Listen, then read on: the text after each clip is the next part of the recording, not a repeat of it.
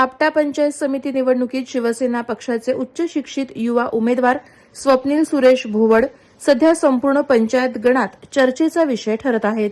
विधी शाखेचे शिक्षण घेतलेले भोवड यांनी सामाजिक, शैक्षणिक, सांस्कृतिक आणि क्रीडा क्षेत्रात केलेल्या कार्यामुळे जनतेच्या आग्रहास्तव निवडणूक रिंगणात उडी घेतली आहे. प्रचारादरम्यान त्यांनी विकास, पारदर्शक प्रशासन, नागरिकांची सुरक्षा आणि आधुनिक सुविधा यावर भर दिलाय. त्यांच्या अभ्यासू मांडणीला आणि थेट जनसंवादाला मतदारांचा उत्स्फूर्त प्रतिसाद मिळत असल्याचं दिसून येत आहे. भोवड यांच्या जाहीरनाम्यात 100 बेडचं शासकीय रुग्णालय, बहुउद्देशीय सभागृह, वाचनालय, प्रशिक्षण केंद्र, आधुनिक शाळा, महिला स्वयंरोजगार केंद्र तसंच पर्यावरण संवर्धनासाठी ठोस उपाययोजनांचा समावेश आहे. भौगोलिक परिस्थिती पाहता आपटा पंचायत समितीमध्ये 5 ग्रामपंचायत येतात. आता शिरडोन ह्या पंचायतमध्ये आद्यक्रांती वासुदेव बळवंत फडके म्हणजे एक ऐतिहासिक व्यक्ती आहे जे आम्हास लाभले, त्यांना मी स्मरण करतो. कर्नाला फोर्ट आहे, काही दगड विटा त्याची जी हेळसांड होते, म्हणजे आपण जर परिसरात गेलो तर त्या परिसरात खूप सारी हेळसांड बघायला मिळते. त्यात काहीतरी बदल घडला पाहिजे, त्याची मागणी आपण पोलीस स्तरावर केली पाहिजे. दुसरा मुद्दा येतो का आज आम्ही बघितलं का ह्या पंचक्रोशीमध्ये फिरताना गटाराचा प्रश्न खूप मोठा आहे. म्हणजे गटाराचं पाणी रस्त्यावर वाहताना दिसतंय. हा सर्वात मोठा ज्वलंत प्रश्न आहे की त्यासाठी निधी उपलब्ध करणं ही काळाची गरज आहे. तदनंतर बघायला गेलो तर ग्रामीण शेतकरी यांच्याकडे दुर्लक्ष होताना दिसतं, कारण त्या शेतकरी स्वतःच बघतात, स्वतःच काम स्वतः करतात, पण कोणताही संवेदनशील नेता त्यासाठी पाठपुरावा करत नाही की त्यांना कोणत्या योजनेचा परिपूर्ण लाभ मिळाला पाहिजे. लोकसंख्येचा अंदाज घेतला तर 14,988 मतदान आहे आणि लोकसंख्या आसपास 35 जिल्हा परिषदेला मतदान आहे तो 32,000 आहे, 32 ते 35,000. तर लोकसंख्या मोठी MIDC एरिया इथे विकसित होतोय. शेतकऱ्यांचे प्रश्न म्हणजे बऱ्याच गोष्टी MIDC ने शेतकऱ्यांचे प्रकल्पग्रस्तांच्या जमिनी घेतल्या, पण त्यांना रोजगार पण मिळाला नाही. जी आश्वासित आपण म्हणतो की ऍक्वेशन करताना एक आश्वासन दिलं जातं ते पूर्णत्वास आलं नाही. तर अशा बऱ्याच गोष्टी आहेत. सर्वात मोठी गोष्ट म्हणजे मी हा मुद्दा माझा आहे की मी MIDCचं हॉस्पिटल 100 बेडचं, आता रसायनी एरिया 7,000 फ्लॅट्स तयार होतात आणि डेव्हलप एरिया आहे. मुंबईला जायला लागतं, सायनला जातो. मला आठवतं का माझा मित्र आहे मेहबूब शेख, त्याच्या बहिणीला आम्ही कोरोनाच्या काळात गव्हर्नमेंटची जी तोडकी मोडकी रुग्णवाहिका घेऊन आम्ही सायनला नेलं होतं. अशा परिस्थितीत तिचं बाळ डगावलं आणि ती खंत माझ्या मनात खूप राहिले.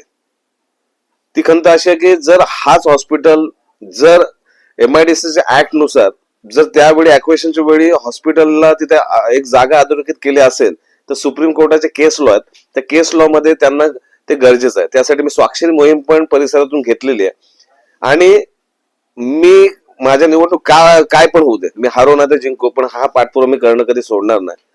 विनंती एवढंच करेन का जनतेने जागृत व्हायला पाहिजे. ही पैशाची लढाई नाही आणि माझी पण लढाई नाही. माझा जिगरा खूप मोठा आहे, मी पराभवाला कधी घाबरत नाही. ही लढाई तुमची आहे, या मतदारांची आहे. जर हिते तुम्ही हारलात ना तर याच्यानंतर मग तुम्हाला असा व्यक्ती आहे ना मिळणार नाही का जो तुमच्यासाठी काम करेल. परिसरामध्ये 5 ग्रामपंचायती आहेत. नदी असल्यामुळे इकडच्या ग्रामपंचायती मतलब एकदम खेदजनक बाब आहे. कचरा टाकताना नदीत टाकतात आणि मग ती नदी प्रदूषित होते.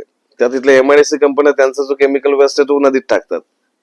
म्हणजे पाताळ गंगा जी 24 तास 12 महिने 24 तास वाहते, तिला प्रदूषित करण्याचं काम कोण करतं? आपणच करतो. तर घनकचरा व्यवस्थापन करणं प्रत्येक ग्रामपंचायत मध्ये हे खूप गरजेचं आहे. आणि कचरा, ओला कचरा, सुका कचरा वेगळं करण्याचा एक मोठा प्रोजेक्ट, जर 1.5 कोटीचा जो प्रोजेक्ट असेल त्याचा प्रोजेक्ट रिपोर्ट आपण तयार करू आणि तो मोठा प्रोजेक्ट जर या ठिकाणी ठेवला तर त्यातून बऱ्याच गोष्टी घडू शकतात. पण हे विजन आहे कोणाकडे?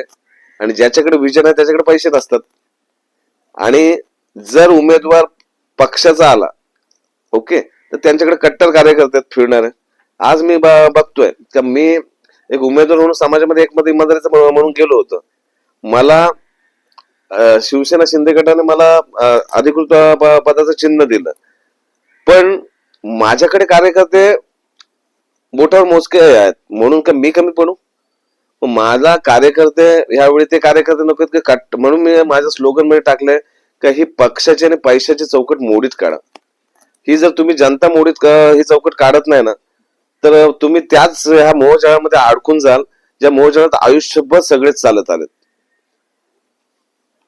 500 रुपयाचं जे काय रसद असते, ती रसद आयुष्यावर कधीच पुरत नाही. एक दिवसाची किंमत असते 27 पैसे. 5 जणांना गेले तर ₹1.5 होते. तर ती आपली किंमत आहे का?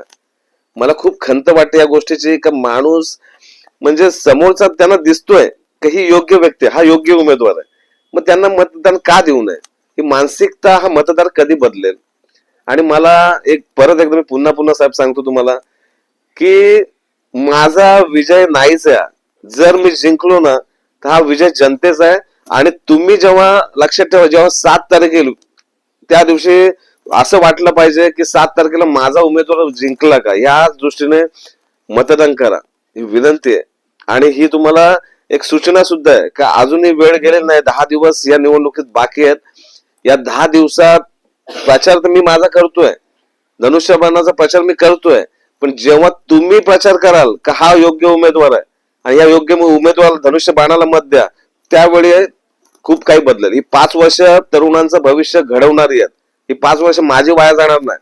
मी जो निवडणुकीचा साहेब खर्च आहे, तो तेवढी कॅपॅबिलिटी माझ्यात आहे. मी 2-3 महिने पाठीमागे जाईन. मी जर जो खर्च करणार आहे तो 2-3 महिने पाठी जाईल. पण तुम्ही मतदार आणि जनता ही 5 वर्ष पाठी जाईल. हा तुम्हाला इशारापूर्वक सूचना आहे आणि विनंती आहे. मी विनंती करतो, मतदानाच्या दिवशी धनुष्यबाण या चिन्हासमोरील बटन दाबा आणि एक शिक्षित, एक विजनरी, एका रिक्षावाल्याच्या मुलाला मतदान करा, जो तुम्हाला कोणताही प्रलोभन देणार नाही. मी स्पष्ट भाषेत सांगतो, दारू, नाश्ता, पाणी हे माझ्याकडे मिळणार नाही.